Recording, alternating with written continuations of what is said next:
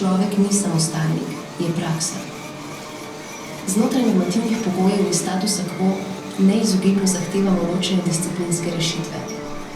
Planetarno mišljenje pa opozarja, da težave z revščino ali s habitati, z energijo ali s trgovino, s prebivalstvom, z ozračjem, z odpadki ali z viri energije niso ločeni problemi in da njihova nerešljivost tiči prav v partikularizaciji.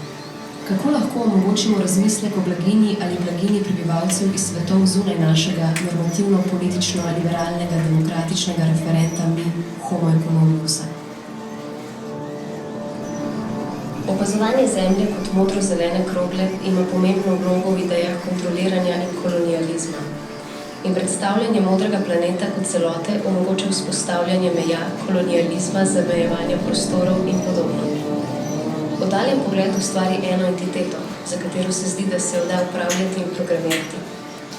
Hkrati nas total opozarja na medsebojno povezanost, je torej produkt globalnosti in univerzalnosti. Tehnološko in znanstveno pa se total zdi nujen za razumevanje okoljske krize, organizacijo problema, meritve, opazovanje posledic. Zaradi odsotnosti primernega diskurza in nepoznavanja tematike se vračamo k starim, poznanim in napačnim narativem. Če nadaljujemo z naivnim razumevanjem okoljskih problemov kot nečesa, kar moramo kontrolirati in obvladati, izgubljamo glavne potenciale, ki nam jih okoljske spremembe ponujajo. Kaj pa, če okoljske krize ne more obvladati človek? Spivak predlaga, da moramo človeka in sebe razumeti bolj kot planetarna naključja, kot pa globalne agente. Zakaj je samoumevno, da pozicija moči predvideva osebo in obratno?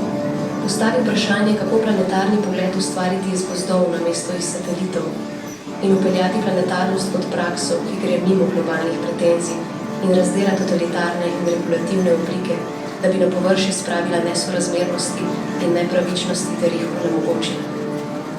Uveljavljena oblika biti človek je oblika, ki uveljavlja nepravične delitve, zavrača in odmika drugačne prakse in odnose.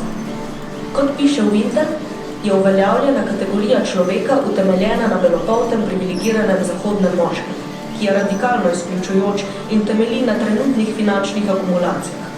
Je homo economicus.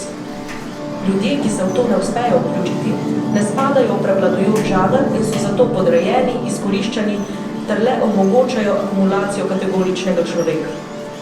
Kategorični človek je tudi človek, ki je razdelil naravo in človeka ter tako omogočil razumevanje narave kot vira, človeka pa kot zbiratelja in izkoriščevalca.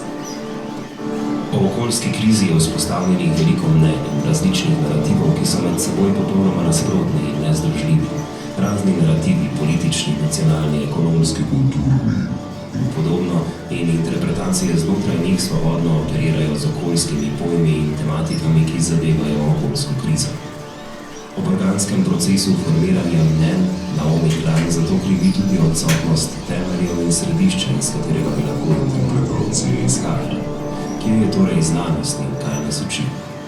Mnogi znanstveni dokazi naletijo na pomanjkanje kontekstov, izgubijo se v prevodih in povzetkih in tako ne delujejo več kot dokaze. Zaradi napačne interpretacije se tako ustvari prostor za skepticizem in zavračanje. Mediji okoljsko krizo komunicirajo preko čudenja. To so odkrili, ne poročajo pa o procesu, kako so to odkrili, opozarja Kirby Johnson in trdi, da to omogoča, da ljudje sicer operiramo s serijo različnih odgovorov, a sočasno ne znamo presoditi, kateri so relevantni in kateri ne. Svet v energijo z nizko vsebnostjo ogljika vložilo 2,6 trilijona ameriških dolarjev. Tako najuspešnejši podjetniki, ki so svoje bogastvo pridobili z naložbami in črpanjem naravnih virov, po novem svoje milijarde vlagajo na primer v litij-ionske baterije. Delež enega od investitorjev se je namreč iz leta 2008, ko je znašal njegov vložek v podjetje $232 milijonov, v dobrih 10